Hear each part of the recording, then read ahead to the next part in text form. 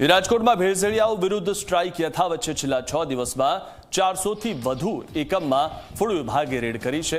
2900 kilo અખાદ્ય ખોરાકનો સ્થળ પર જ નાશ કરવામાં આવ્યો છે। વેપારીઓ પાસેથી 3,18,000નો દંડ પણ વસૂલાયો છે। ત્યારે હાઇજીન ન જાળવતી 131 પેઢીને નોટિસ ફટકારાઈ છે। ગંભીર બેદરકારી બદલ 4 ખાણીપીણી એકમોને સીલ કરવામાં આવ્યા।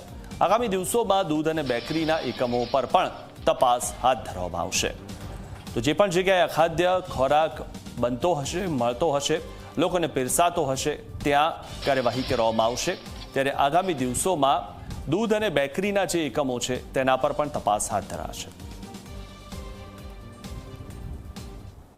જોવા જઈએ તો કુલ 2,909 કિલો જેટલો જથ્થો જે છે અખાદ્ય હાલતમાં અથવા બિનહાઇજેનિક કન્ડિશનમાં મળેલો હતો, તો તેનો નિકાલ જે છે સ્થળ ઉપર કરવામાં આવ્યો છે। અને આ અનુસંધાને સોલિડ વેસ્ટની અમારી જે ટીપરવાન દ્વારા આનો નિકાલ કરીને વહીવટી ચાર્જ સ્વરૂપે જોવા જઈએ તો 3,18,000 રૂપિયાનો દંડ જે છે એ વહીવટી ચાર્જ સ્વરૂપે વસૂલવામાં આવેલો છે।